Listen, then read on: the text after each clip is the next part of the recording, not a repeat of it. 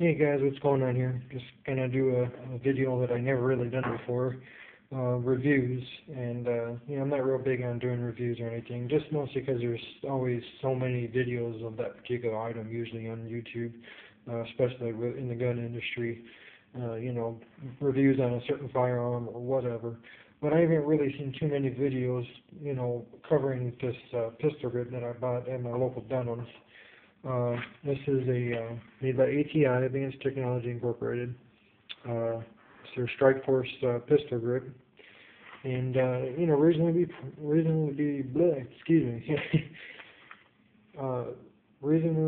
priced, and it even came with a screw and a nut, which to me, that was a win-win situation, because I'm building going to be eventually converting my Saiga 410 I just recently bought, and I needed another pistol grip, and of course the screw and a nut. And I was going to actually use this pistol grip that I'm going to show you for my Walther 10 I have, and because I have it kind of all modified and tactical looking, and I says, what better way to at least get this pistol grip? It's a little more modern, and the one I have on is just a traditional Century Arms pistol grip, which I have no complaints over. Me personally, I actually like the grip. I'm probably one of the few, but me, I kind of like the grip. It fits my hand pretty good, and I think it's pretty comfortable and everything. But I says, you know what, I might as well go ahead and change it and put this into my Walther 10 and use the one that's on my Walther 10 as a U.S. compliant part for my Saiga 410. So I figured I'd use the screw for the pistol grip on the Walther 10, screw and nut for the Saiga 410. But anyways, so that's why I thought this is a win-win situation. $20 and you get a pistol grip and also the screw and the nut. Unfortunately, once I got it open and everything, I realized that the nut is actually plastic. And of course, on this nut, it also has a little kind of indentation where you would put a nut, like a traditional, nut. And basically, once you put the screw through the pistol grip and you, screw the screw into the nut, and it holds together.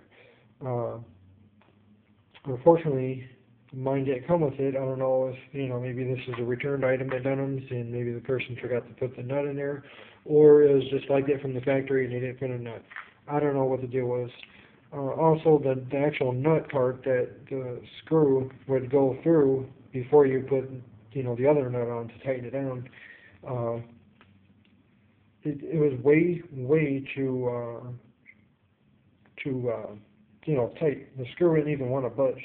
So what I ended up doing was putting it in a vise, the little nut, that goes through the receiver of your rifle, and basically putting that in a vise, tightening it down, just not real tight or nothing, and using a cordless drill and screwing the screw through it. Worked absolutely fine. It actually kind of made its own little threads and everything.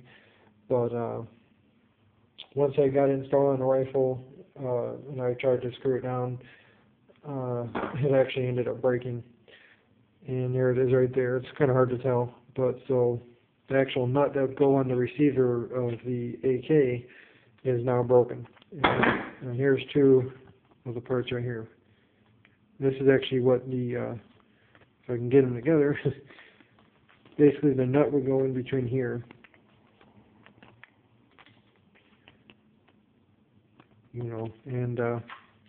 So instead of taking this back, I'm going to keep it, and because I don't want to have to go through the process of taking it back and then going online and ordering another pistol grip.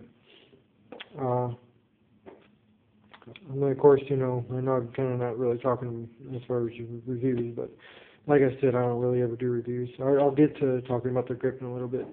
But instead of going through the process of returning it and all that, I'm just going to keep the pistol grip because I do like it.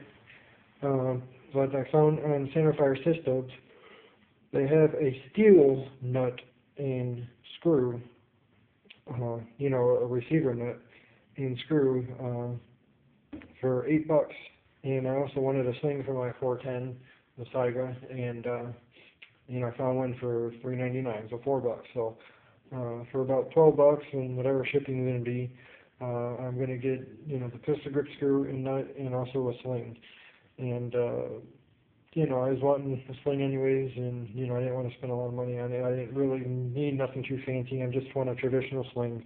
And my brother has one, and I got one, the one for $3.99, and I've been pleased with it. And, so I'm going to go ahead and do that instead of taking it back. About time I take it back and then find another pistol grip that I may like and still need the nut and screw and maybe end up spending more on, another pistol grip. I'm just going to keep this one. I figured it just make more sense and just get the nut and screw, which if I get another pistol grip, I'll have to do it anyway. So, anyways, as far as the pistol grip itself, minus the nut and the screw, which I thought was a total piece of crap. If you do like maybe the looks of this pistol grip, if you don't mind spending a little more money and getting the steel nut, the receiver nut, I would highly recommend doing that. Something such as a pistol grip where there's, maybe not a lot of force, but something that you want to be sturdy, I wouldn't recommend using the plastic receiver nut that they give you. I think it's a total piece of crap, and I would opt for the steel one. And, you're just going to be better off in the long run. But as the pistol grip itself, it's a hard pistol grip. It's not soft or it's not rubbery feeling. It's just a traditional plastic pistol grip. But it has the finger grooves, so if you like that, that's cool. It's not overly bulk in my opinion. I don't think it's too bad for my hands. Some people may think it's bulky. I don't. I think it fits perfectly in the hands. And, this adds a little bit of webbing to you, to protect your hands, which it's not really much you have to worry about protecting. But, anyways, I think it's a pretty nice pistol grip, kind of comfortable and everything. And if you're looking for like a tactical type of, look to your rifle, I think this would do the trick.